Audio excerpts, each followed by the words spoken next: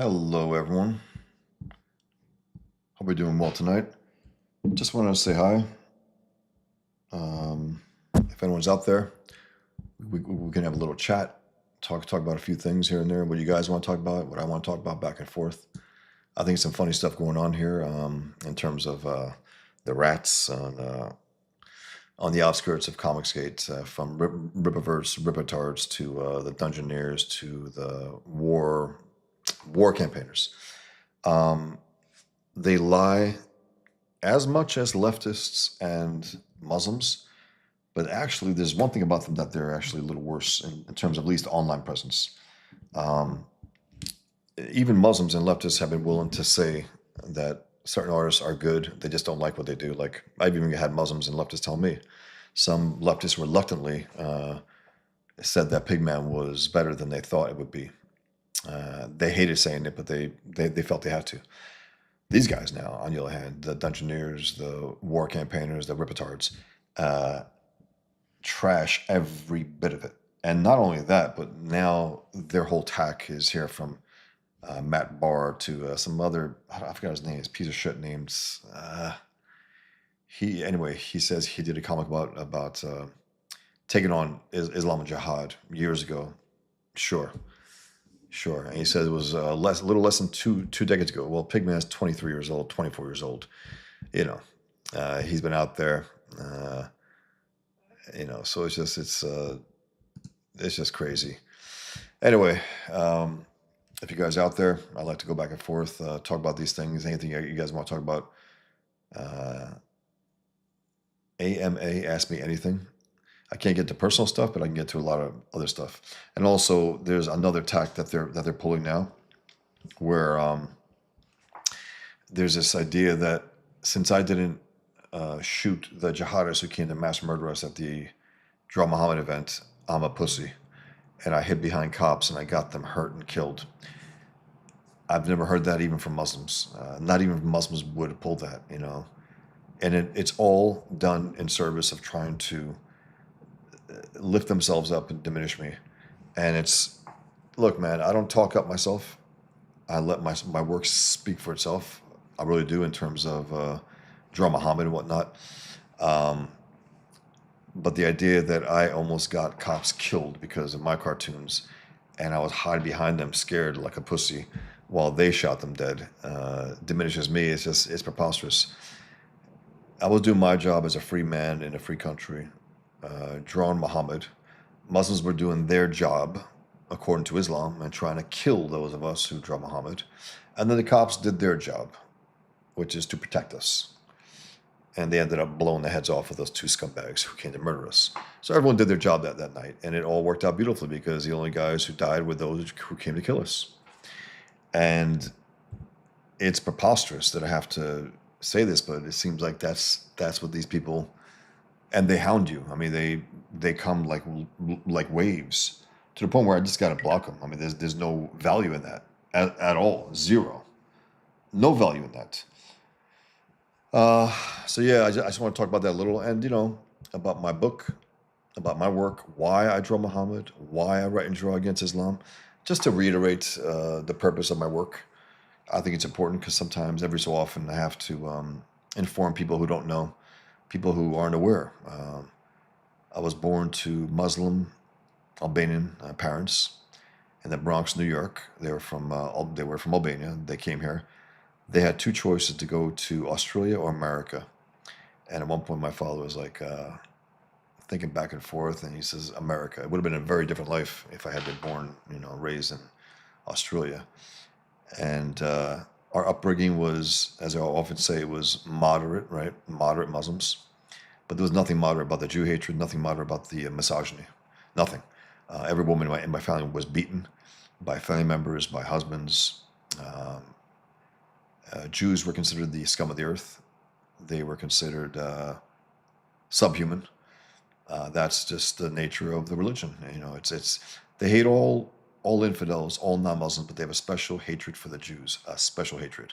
Those who deny it want to annihilate Jews, meaning if you're going to deny the fact that Islam does consider Jews subhuman, that means you consider them subhuman, and but you don't want to acknowledge that, because if you do, then you have to admit that it's the fault of the Muslims and not the Jews. That it's baked into their religion to hate Jews and kill them, and it is. Make no doubt about it. No matter what anyone says, no matter what rats like Dave Smith and others say, this is inherently an Islamic problem. It's not a Jewish problem. There is not a Jewish problem. The Jewish problem is the Jew haters' problem. That's their problem. They're the ones trying to wipe out Jews. They're the ones who try to dehumanize Jews. They're the ones who tried to, after October 7th, if you remember, they tried to deny the severity of the atrocity. They tried to deny the fact that there was an atrocity because they could not see the Jews as victims. Because that is an acknowledgement that someone else was in the wrong, and they don't do that. It has to be the Jews who are wrong. And again, we were taught that as Muslims growing up. Cousins of mine, looking at me and my brother, we're blonde, and he goes, Hitler would have loved you guys. I mean, we looked at each other like, what? Because we knew Hitler to be evil, through school, through understanding, through movies. And here we have a guy who's an average everyday Muslim in America talking about how Hitler would have, quote unquote, loved us. And why did he say that? Because of our skin color and our hair. That's why. And this guy was dark hair. He looked like almost Arab. So, but he had such a love for, hey, Steve, cheers. How's it going, man? Just wanted to chat a little here, touch on some stuff, ask questions. I'll answer to the best that I can, as long as it's not personal. I don't, if you notice, I don't never talk about my personal life, even though a lot of it is out there, in a sense, where my work, at least. Outside of that, no one knows where I am, who I'm with, what I do outside of my work, and that's fine by me, and that's the way it ought to be. So just want to hang out here for a bit. This is Pigman, by the way. This is my anti-jihad superhero, who has this jihadist, who's Muhammad, by the way. That's a stealth Muhammad cartoon. It's not obvious. I know it is. And he's grabbing him by his beard with his pigskin leather gloves. He exploits Islamic enemies' bigotry. And he's scared shit. He's about to die. And I think it's an effective... this was a cover for the old Pigman comic. #1, the Infidel featuring Pigman #1. Now I have my new crowdfund campaign for Pigman. It's called Pigman. It's not called the Infidel featuring Pigman. It's called Pure Pigman. Simple, direct. I guess I should always call it that. I don't want to overcomplicate things. Sometimes the story, the pitch, sometimes I think I might confuse people. I don't mean to. I don't intend to. But the gist of it is this. The gist of it is that twin brothers, Muslim background, one becomes a born-again Muslim, one becomes a recovered Muslim. It's as if I split myself in two. And, I ask myself, what would it look like if I reverted back to Islam as a true believer? What would I do? How would that look like? And so on. And then, of course, me, a recovered Muslim, is the character Killian. Killian, the recovered Muslim, creates the comic book within a story, Pigman, the superhero. And that sets off his brother to go to war with him, basically, to try to stop him from doing this. And their story is echoed by the story within the comic book versus Pigman versus the Super Jihad. Thanks, Steve. Appreciate it. Looking forward to reading Pigman. Hats off to you. Respect. Thank you very much, man. I do appreciate it. It's something that felt compelled to do after the atrocity. Compelled. There was no way out. It's like I'm not a soldier. I'm not anything else. I wanted to write and draw a story against this enemy and dramatize what needs to be done to them. Not in a textbook, not in a nonfiction book, but in a fiction book. Show it. Show the enemy paying the price for what they did on the page in dramatic form, in visual form, concrete. I love that. I love seeing it. I love showing it. I love doing it. And yeah, I'm mocked. They say, hey, this is just a power fantasy. I said, yeah, sure. I'll cop to that. Absolutely. I want to see these fuckers get it the way they deserve to get it. Yeah. There's no mystery about that. I don't hide behind that. So yeah, so in short, twin brothers post 9/11, Muslim background. One becomes a true believer, and one leaves Islam. The one who left Islam, Killian Duke, creates the Big Man comic book, and that's the gist of my comic book. It's available on Fund My Comic. It's the one, I think, crowdfund website that I probably had the best shot of not being banned, and they've been great. They've been very helpful. They have no problem with me being there. Um, I think Indiegogo would have had a problem. I think clearly Kickstarter and others would have had a problem. I wouldn't go on there anyway because after I think they censored John and some others. And it's funny, these chumps on the outskirts of Comicsgate who bitch and moan about, hey, they don't let you go to a Kickstarter. Bitch, you can go to Kickstarter. You just can't get John or Ethan or Shane to promote you if you go on to Kickstarter. But you go. You have the right to go. It's like you have the right to come onto my feed, you know, and you can tell every lie you want, and then I have the right to block you because you don't matter at that point. Once you reveal yourself to be a stinking liar, what the hell am I? I'm not gonna waste my time there. Hey, Grey Wolf. So, guys, any questions, anything, go for it. I'll answer, you know, AMA, ask me anything, except for personal stuff, private stuff, as you know. I don't let that stuff out of there. People, it's so funny. They think I live in Holland. They think I live in Israel. They think I live in Germany. I'm like, I don't correct anyone. I don't dispute them of any notion. You think what you will. That way I can keep it myself pretty much off the grid. I've been doing this for over 20 years now. This work, I've been drawing Muhammad for 20 years. I'm still here. This idea that it's a death sentence is a lie told by cowards. You know, to be blunt, it's told by cowards. People tell me sometimes, even they contact me, hey, I'm afraid to get your work. You know, it's like you're afraid to order my work. I'm the one taking a risk. You're not. You're just buying it. If that's the reason why you're not getting my work, I'm sorry. I don't want to hear it. Don't tell me that. Tell it to your therapist. I don't know. You are a coward. Um, it's not good. I don't want to hear that. I've gotten a number of emails like that. It's pathetic.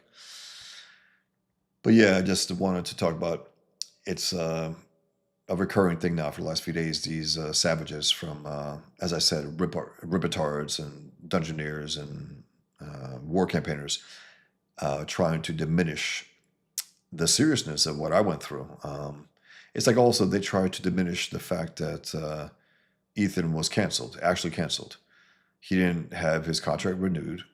He was basically let go, kicked out of the mainstream industry. And the idea that he wasn't, it's like he has not done any mainstream work since, guys. He's a good enough artist, a damn good artist enough that they would want him if they wanted him. But because of his politics, they shunned him.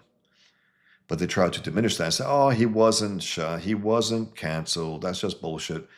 The same thing with me. He just drew Muhammad. So what? You didn't shoot the guy's dead. It's like, yeah, that's not my job. I'm a cartoonist. Again, we all did our job that day, May 3rd, 2015 in Garland, Texas. I won the Muhammad cartoon contest. I draw Muhammad. I'm a cartoonist. I did my job. The savages who came to murder us, they did their job according to Islam. Kill the infidels wherever you find them. Yes, those who, you know, blaspheme Muhammad, they did their quote-unquote job. It's sick twisted, but they did their job. And then the cops did their job. They blew their heads off to protect us. So everyone did their job that day. But, and again, I know these people don't matter, but I don't mind getting in the mud with some of them. I just don't. At least enough to roast them a bit and then block them because at that point they're just worthless. And you got this other character, Deadhead, what's his name? Matt Barr, as Rip Bar first made that puppet show a few years ago. Matt Barr, gay bar, Matt Barr, gay bar is hilarious. He created a character with pigskin leather mask like Pigman has. No one else ever had that before. This is a unique thing with me. It's my work. Anti-jihad comic book, ex-Muslims. You know, he's superhero. Warzard, the Bored Time Lord. How did you get into comics? What was your first comic? Hey, Warzard, glad to have you here. Thanks for asking. Star Wars comics, I believe. Well, no, it was not Star Wars comics. No, it was in the quote unquote green store. But that's the ones I most remember, though. I love Star Wars comics. The green store, we called it in the Bronx, is you go there and pick up DC Comics, Justice League, Spider Man, Superman, Hulk, and some others. Not knowing anything about anything, just knowing that I liked heroes, I liked the colors, I liked the comics. They were fun to look at. I read them, but I didn't get into them until Secret Wars, Secret Wars that Jim Shooter wrote, that Mike Zeck drew, except for 2 issues that Bob Layton drew. That was the one that kicked it into high gear, my love of comics. And I started thinking about drawing them at that point. And it wasn't until I discovered Frank Miller's work when I started thinking about writing and drawing them both, not just, drawing them. So it was Secret Wars, and it was a hell of a comic. It still holds up. We're going to finish, we're doing part 2 of the review on John Malin's channel this Tuesday, um, 9 p.m. 9 p.m. Eastern. It's on his membership channel on that area, guys. Only members only. And we did already issue 1 to 6 2 weeks ago, 3 weeks ago, and then we're gonna do issue 7 to 12 next time. And I think Shane Davis is also gonna come in, and he was a little critical about the layouts as he put it, but he hasn't read it, so we might go back and forth. Might even have it out. Good, because I think it's a damn good book, and I don't have any problem with layouts at all. I think he thinks that the layouts that were simplified and very basic in the Valiant comics and Define comics was the same for Secret Wars, and it wasn't. It wasn't at that point. And I think it was damn good. And Shooter had a great grasp of the characters, a great grasp. He wrote a hell of a Spider-Man in there. His Spider-Man is a kick-ass Spider-Man. He's strong as hell. He's gutsy. He has an attitude. He roasted the X-Men as he kicked their asses in that one issue, issue 3. It's fantastic. His grasp of Doctor Doom, his ambitions, and how far he's willing to go. Arguably the greatest Doctor Doom story ever. Ever. I would argue against anyone. He was a main character in there. He was arguably the main character in there. It's incredible. It's an incredible story, and it holds up. And again, I know people say, "Well, it was a comic book. It was like a afterthought because it was only about action figures." Who gives a shit? All these things are business in terms of they release new characters, not because they're being artsy. They want to get a new character into the market, and if it works, awesome. If it doesn't, next. So this idea that it's diminished because it was only initiated as what do you call it? An action figure line from Marvel. Therefore, it's not a really good comic. It's bullshit. Shooter kicked ass. He kicked ass. He made the most of it. And what happens? The action, the figures, the line failed. It didn't matter. It was the comic that took off. So even the alleged purpose of why it existed, failed. And from that, of course, and then, Christ on Infinite Earths, and someone said, well, that was planned before. It doesn't matter if it was planned before. Marvel, locked it down. And also, even a few years before that, Contest of Champions that John Romita Jr. drew with all the heroes, But this was different. This was a big, epic story of the world's greatest superheroes in the Marvel Universe and the world's greatest villains in the Marvel Universe, extracted from Earth, brought into a different galaxy where the Beyonder wipes out every planet and sun in that galaxy to only have one left, one sun, and a planet made up of different chunks of all different planets of the area, including Earth, a chunk of Denver, and then throwing them in there and say, guys, if you win, kill your enemies and I'll give you anything you desire after. It's a wild story. It's a great story. And again, I love that. And I will love independent comics. I will love Mazzucchelli's recent work, recent work, 13 years ago. His last work, that is, my God. It's so long ago now. It's crazy. What? I think it's actually 16 years ago. That's crazy to me. It's crazy. Dave Mescal's last graphic novel, Esther is Public. Anyway, the point is, I love comics. I love them if they're independent, black and white, simple, if they're slice of life comics, if they're superhero comics, if they're anything, if they're worthwhile, if the quality is there, I'm there. And Secret Wars is a hell of a comic. I love it. And again, you read that. I really believe the main character of the entire story is Doctor Doom. And he's written so damn well. Shooter knows his stuff. It's tragic that he has been, persona non grata in the industry. Tragic. If I had the means, I would hire him. I would hire him. If I had a company, a business, and a comic company, absolutely hire him. Get some feedback and just ask him if whatever he wants to write. What do you want to write? What do you know? I mean, anything. He's great. He was his run at Marvel was superior. I would say it was even better than when Stan Lee was there. I know that's might seem as sacrilege, but think about what was happening there. Walt Simonson on Thor, perfect. A second coming of Jack Kirby's type, powerful artist and a great writer on top of that. Frank Miller writing and drawing. You got all these writer and artists also. Keep in mind, guys, in the 60s, you didn't have writer artists. You just didn't. In the 80s, under Jim Shooter, writer artist John Byrne, Frank Miller, Walt Simonson, all these guys doing the tip top work. I mean, the best work of their careers. And then they even moved on to greater. Byrne, I think, had his peak there when he went to Superman and stuff. Promising, but it didn't quite explode. It just didn't. Man of Steel had some good stuff, but nowhere near as good as Dark Knight Returns. Nowhere near. Nowhere. You think of Watchmen, you think of Dark Knight Returns. You don't think of Dark Knight Returns, Watchmen, Man of Steel. At least I don't. Quality-wise, I just don't. Quality of those two, they're the top tier. But what Shooter was able to extract from those guys and make sure that they stayed on schedule, month in, month out, high quality work. And he's hated for it because he made sure that they did it. And he was a little taskmaster. I'm fine with that. You got too many pussies today who would look, oh man, I wouldn't dare do that. I would, write and draw every month. Then don't do it, bitch. You got Walt Simonson writing, penciling, inking every issue of Thor, except for a few fill-in inkers for a few years. John Byrne writing, penciling, inking Alpha Flight, Defense 4, back to back for years. Frank Miller writing and drawing Daredevil, and then coming back and writing it. And that was all under Jim Shooter. It's not by accident. He was a great leader, However, it ended up with a new universe, all that. That's a whole different story. And that's hires up, not giving them enough money to, back it up. And they wanted to rebirth the Marvel Universe also for a modern age. They wanted to do that. It was a lot of stuff that went bad. And then he did Valiant, which was fantastic. I love Valiant. I love Valiant comics. It was really, really good.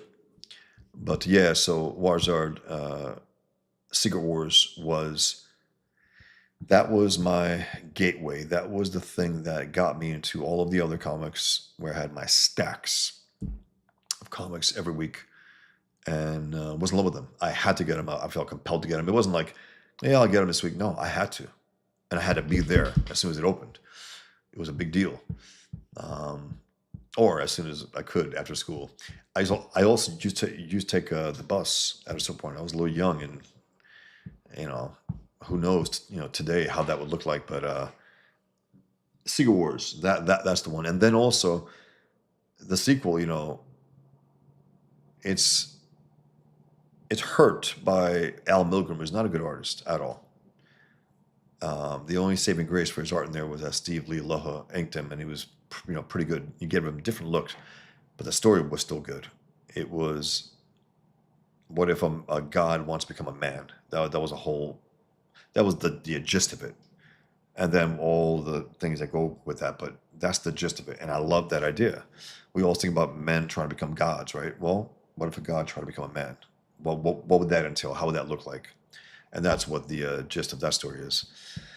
So thanks for asking, Warzard. And yeah, that's what it is. Grey Wolf says the commies took over DC and Marvel. They did, and got rid of all the conservative creators like EBS, etc. They did.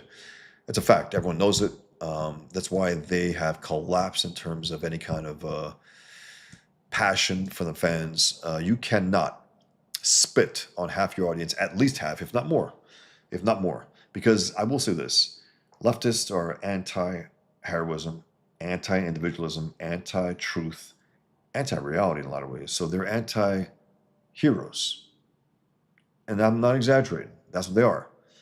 They're not for truth, justice, American way. They're not for heroes standing up against evil. These are evil people who support evil, who support totalitarian regimes. Why the fuck would they, cheer up a hero? And the only way they can do that in their mind is like, let's make Batman poor but not rich, and let's have Alfred calling him out for punching out poor people every night. Poor people?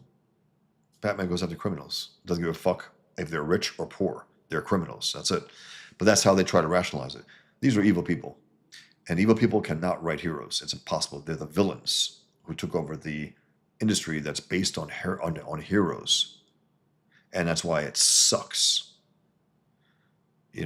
Very rare chance you get something worthwhile in comics today in terms of mainstream comics to say, holy shit, that was a hell of a story. What a great heroic story.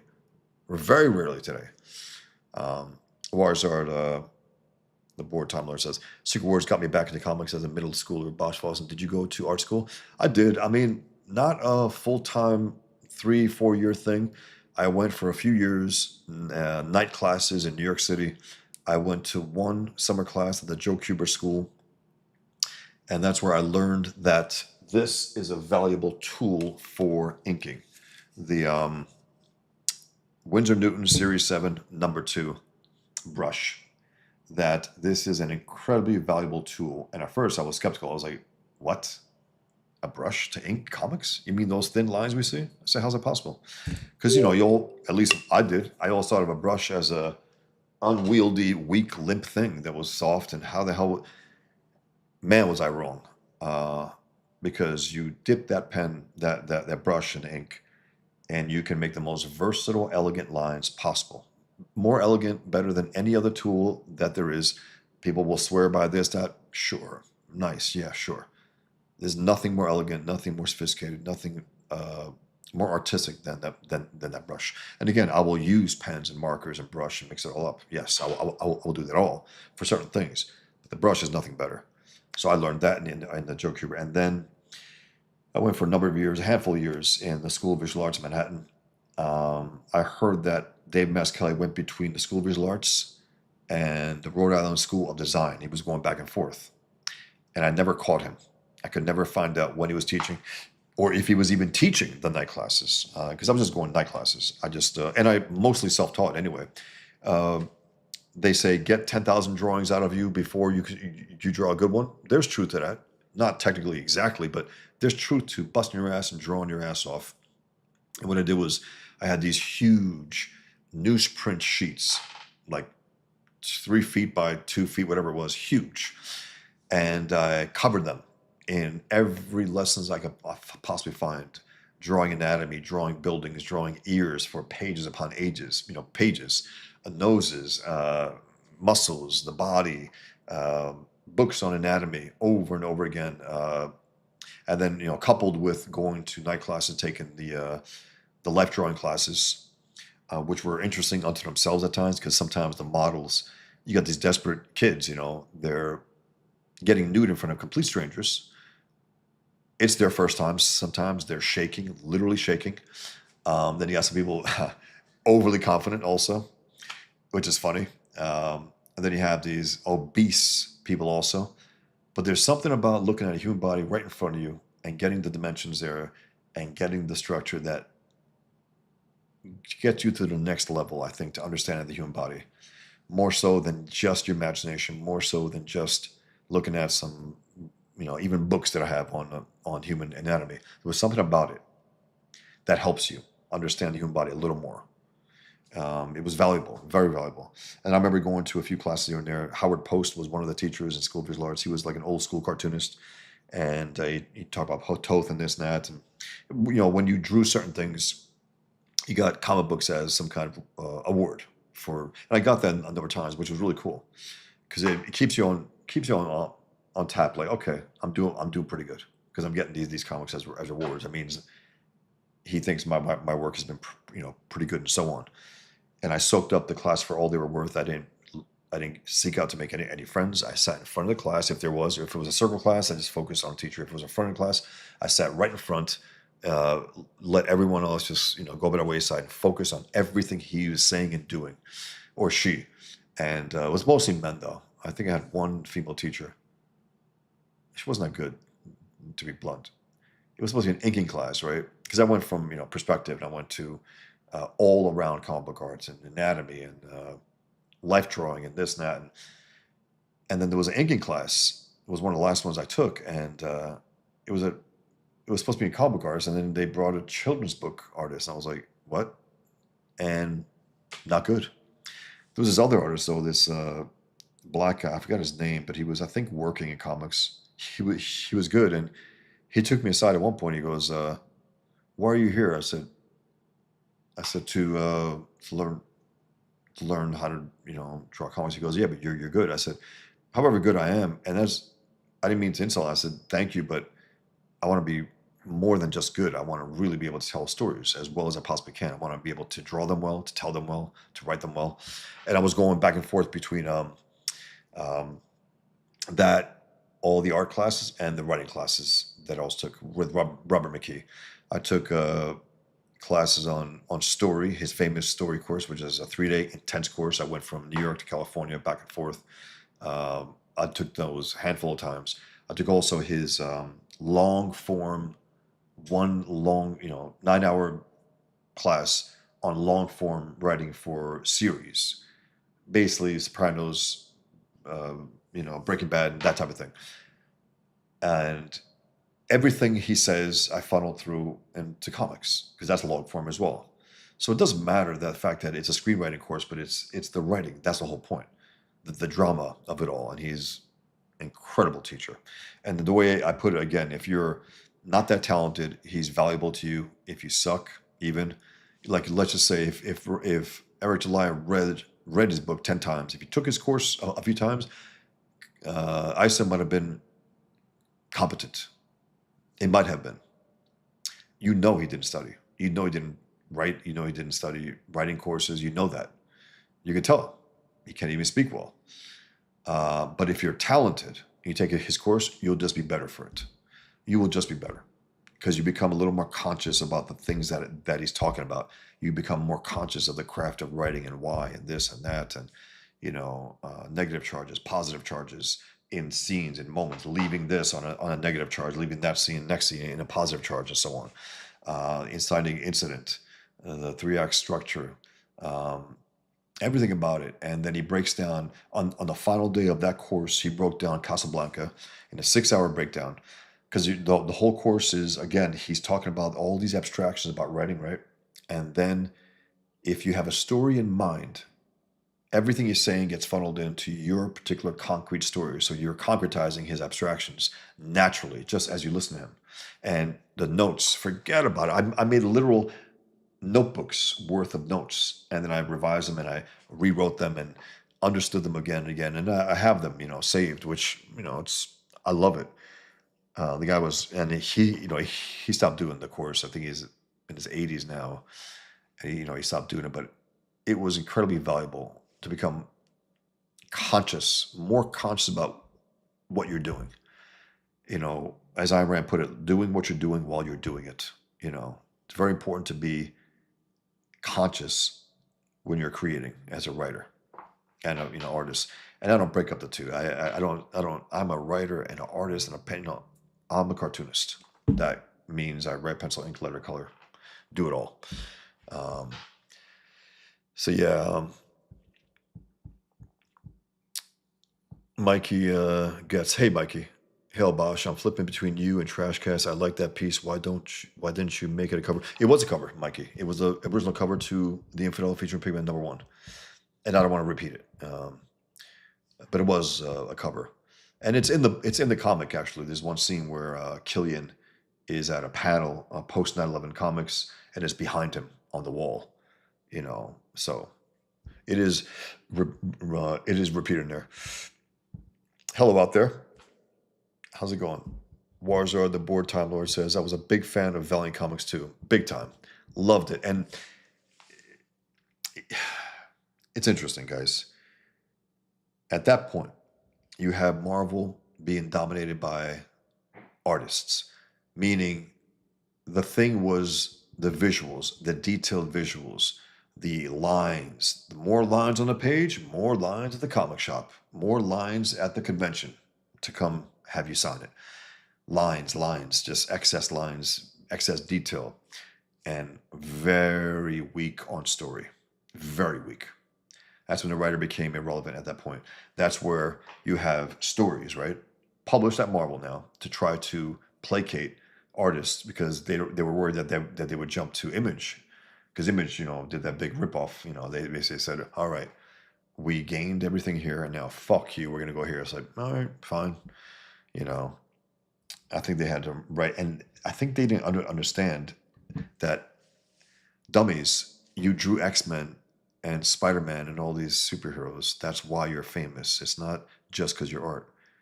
Your art might be good or it might not be because we saw very, very, very quickly that when they got to Image, their stories sucked. They were unreadable. They still had the same detailed art, but the stories were unreadable. They didn't understand that. And then Valiant comes in and they outstoried all of them, Marvel, DC, and Image, and Dark Horse. That's where I saw it. If you wanted to go for stories, you were reading Valiant comics. At least I was. I love those stories. Exo Man of War, it's awesome. The Solar, the Magnus robot fighter. You have Archer and Armstrong, and you had the crossovers. The stories were great. It was so well done, and it was completely new. And then it crashed, unfortunately, for reasons that Shooter has gotten into. There's like a 7-8 hour interview with Shooter recently. Check it out, guys, when you can. It's really, really good. I love Jim Shooter, and I had I was lucky enough to have him read Pigman #1 years ago, and he liked it. He allowed me to use a blurb for it also, so I thought that was awesome. Um, all right, guys. I guess everyone went out to Ethan's, which is great because I'm going to go there myself. Very, very cool. So yeah, guys, thanks for joining me here. Okay. Warzor, the board time lord, says, do you full script your comic first or outline, thumbnail, layout, then script as you go? I write the whole script. For the current project that I did, I wrote a very detailed script, but knowing that as I go along, each part of it, meaning I write the script and then I know I'm going to cut as I go along. And as I draw the script, because the script is about 300 something pages, right? And right now I'm at 220, I think, pages for the drawings. And what I'm doing is I'm jotting down all of the dialogue that I wrote in the script just to see how much space I need in there. But by the time I do that, guys, I'm changing the script a little. I'm cutting pages. I'm cutting dialogue. And by the time I get to clearly the finished art, meaning the dialogue and stuff, I'm going to clearly cut from there as well. Refine, refine, refine. Make it better and better, and more readable as I go along. So it's a process. It's not something that's but for this one that I did, the adaptation, I had to do that. I think for that because it's not my story. I'm adapting a story and I'm making it my own in a lot of ways, and it's what I think is important to adapt in this medium as opposed to a novel. But yeah, in general, my own work, original work, pretty light in terms of I don't bulk it up in terms of the story. I get all the dialogue down as interesting as I can get it. I get all the scenery, but I leave it a little open to interpretation. So when I draw it, that's when I start to really play it up, the visuals, and figure out how best to convey whatever I wrote. And so it's nothing rock solid, and I'm not drawing for anyone else. I'm not writing for anyone else except me. So therefore, that's I could be a little more lax. But when the adaptation, I had to send the script to others to read, so I had to be very explicit about it. I had to be very clear. There was it had to be understood by them. So I had to go a little more explicit than I normally go. But yeah, so it's to me, but again, it's all of one piece, and I refine, refine, refine as I go. So by the end, it's a more truer, simplified, economical form than it would have been, in the beginning. Thanks for asking. Um, Boombots, would you consider doing a stream on the Fountainhead? Your review would be interesting. Uh, I would absolutely do a stream on the Fountainhead, 100%. And I will do it at some point this year. And Boombots, if you're still here, keep this in mind, what you just said, because it's going to be interesting. Interesting that you're asked that and what I have lined up regarding that. Regarding that. So check it out, guys. Keep that in mind, though. I can't say more than that, but I absolutely will. Not just one either. I'm going to do a number of discussions about that. Um, Thanks for asking. Great Wolf said, I don't think EVS is on as it. Okay. All right. I guess he has the intro. Happy's Funhouse. Hey, Happy. Hey, have you seen the Douglas Murray episode of Joe Rogan? Best episode in a while. I saw bits and parts of it. I can't stand, that piece of shit. What's his name? Dave Smith. I can't. I think he's an idiot who is way over his skis, doesn't understand the issues, has become known. He's a comedian supposedly, but he's become known for being a basically anti-Israel, pro-Hamas, pro quote unquote Palestine, and crying about all the death in there. It's like, bitch, did you cry on October 7th? Because I don't remember that. I remember he started crying when they retaliated against him. And the one comical part was that when he was trying to say about influence, right? We also talk about Israeli influence. Like, how about Islamic influence on our institutions? Billions and billions of dollars. That's not influence. Far more than Israel ever could pay. And I think the dummy was talking about if we knew that it was a country like, trying to influence $100 million, hundreds of $1 million, we would, take them over, something like that. And he goes, how about Qatar? They spend billions on influence, on not just influence, guys. They're here to spread Islamic ideology in America, to Islamize the West. Nothing less than that. To Islamize the West, to make the West Islamic. That's why they do what they do. Their whole purpose is to Islamize everything around them. So the guy's an idiot. And it's pathetic also that Douglas Murray is getting technical stuff. Well, he shouldn't be so arrogant. He knows his stuff. What the fuck are you talking about? He's talking to two imbeciles, Joe Rogan and that guy, in terms of IQ. Are you kidding me? Douglas Murray takes them both out. It's embarrassing. Happy Spano says, I can't stand Dave Smith either. He got his ass lit up in that episode, which is why I love it so much. Absolutely, he did. And it's comical because idiots who hate Jews, who hate anyone who understands the issue about Israel and Islam and stuff, as Douglas Murray does, leave that debate the way they went in, hating Jews and thinking that Douglas Murray is arrogant and all that. They didn't change. They're stupid. First of all, anyone who sees Dave Smith as someone who's worth following, he goes on this big debate thing, right?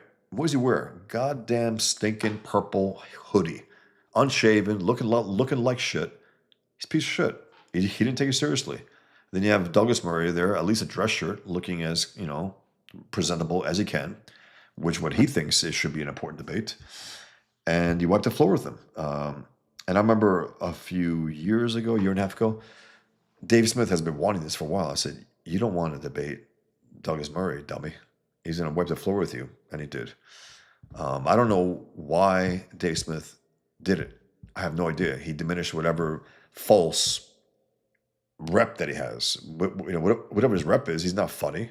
He's not smart. He's not informed. He's just a jackass, flapping his gums. That's it. Piece of shit, really. And he sides with savages against civilized people. Sides with savages and pretends to cry. I'll tell you one thing, and every single last person who pretends to cry about the Palestinians is a liar. Because you had innocent people on October 7th being slaughtered. Babies, Americans and Israelis. And you talk about America first? Why don't you worry about those Americans who were kidnapped and murdered? Huh, Tucker? Huh, Candace? Huh, Dave? You didn't give a shit about them. So they're pieces of shit. Anti-American, anti-Israel, anti-West, really. And Israel is an outpost for the West. They represent the West. No matter what anyone says, pretends, they do. They're part of us. We're not like their enemies. Their enemies, Their enemies are our enemies. Also, people tend to forget that. Like, well, that's just Israel's war. Bitch, those same guys killed Americans. They kidnap Americans. What are you talking about? So, thanks for being here, guys. I'm gonna get going. I do appreciate. I've been here almost an hour. Pretty cool. It was just makeshift. I got decent eyeballs here on X, but on YouTube, wow. I gotta get some numbers here. But what was I gonna say? That thanks, Peter. Appreciated your questions. I hope you appreciated my answers. I tried to be as thorough as I could without giving away too much. But yeah, Boombots. Check out. Be on the lookout. That's all. When he goes, would you consider doing a stream on the Fountainhead? Your review would be interesting. It's the greatest, the Fountainhead. Greatest hero, greatest villain, greatest foil, greatest tragic hero, greatest novel overall, most meaningful, impactful in my life. Not just as a subjective thing. Well, it's my favorite personal. No, I think it's the greatest. Incredible. Happy's Funhouse says, how do you feel about Douglas Murray? I wasn't sure how to feel, but I really respect how Douglas put Rogan's feet to the fire for hosting dipshits like Dave Smith and his ilk. Douglas Murray, it's interesting. 2011, my first debate. I did a speech that year, September of 2011, my first speech. It was called My Name is Bosch, and I'm a recovered Muslim. That was my opening line also. And people say, hello, Bosch, like a AA meeting. Pretty funny. Then I'm asked to do a debate, short notice. I went to the, yes, Boombots, Pigman Protect Us. Well, he's a fictional character, but God damn it, he's a symbol of what should be done. He shows what should be done. I love my guy, Pigman. Love him. That's my boy. But anyway, back to Douglas Murray. I like Douglas Murray. I think he could be maybe snooty to the point where I think he wouldn't probably promote or even like the work that I'm doing. Probably. It's just my assumption based on a few factors. I think I tried to reach out to him at one point about Islamophilia and my work and stuff, and never heard back. He also was at my first debate. He was there in the audience. It was him, Daniel Greenfield, a whole packed audience. It was Robert Spencer versus Andrew C. McCarthy. The whole debate was supposed to be, they had an online debate for months, right? It was called, basically, is it Islam or Islamism, right? Of course it is Islam, but people still cling to the idea that, no, it's a deviant form. Bullshit. Islam is deviant by nature. But the point is that they had a debate online, and then the debate was going to go live in person at the Restoration Weekend in Florida, 2011, November. And I go there I was invited actually there from David Horowitz. It was very kind for 3-4 days, whatever it was. And I was invited there. And I was just going to be a participant, meaning I'm going to go there and check out the debates and watch everything. A few hours before the debate, the one main reason why I was going for Robert Spencer versus Andrew C. McCarthy, I'm asked by the moderator of that debate, would you want to take part in this debate? I was like, yeah. Like, okay. And then there was a baroness from the UK going to take part alongside to take Andrew C. McCarthy's part in the debate. I was like, whoa. And I'm wondering, looking back, why? I don't know why. It's a friend of Zuhdi Jasser's, who is a stealth jihadist, who is a guy, moderate Muslim. His whole purpose is to say Islam's good and not let anyone say different. That's his whole purpose. He's the same shit as Majid Nawaz, who's a communist Muslim in the UK. His whole thing is to try to flip Islam critics into quote-unquote critics of Islamism. Do you understand? These guys are no good. You got one on the left, one on the right, and you have the guy on the right stifling the truth for idiots like Mark Levin, Sean Hannity, where they say, this guy's a nice guy, so Islam's fine. It's the extreme versions. Idiots. Dumb. But that's what he exists for. So anyway, so I was there at the debate. Great debate. And I know Douglas Murray was there, so he knows about me. And personally, I think does great. I think he got a little limpy over the years because he was I think getting in bed with Majid Nawaz as well, and using terms like Islamism. But I haven't heard him use that in a while. I haven't heard him use that in a while. I think he's gotten straight on that at least. Not sexually, he's gay, but he's gotten straight on that at least. Whereas Ayaan Hirsi Ali went crooked, and starts talking bullshit about radical Islam and stuff after 20 years of talking about Islam. She starts talking about radical Islam, Islamism, and she keeps interchanging all those, things. But Murray's good. He knows his stuff about Islam. He knows this threat. He understands this is a civilizational threat, not just for Israel, but for the world, for the civilized world. Israel's enemies are our enemies. He knows that. I know that. Anyone who with a brain knows that. Idiots like dumb fucks like what's his name, Dave Smith, assholes, snakes like the guys from. I used to like them. But I don't anymore. The Lotus Eaters, Sargon of Akkad and a whole crew.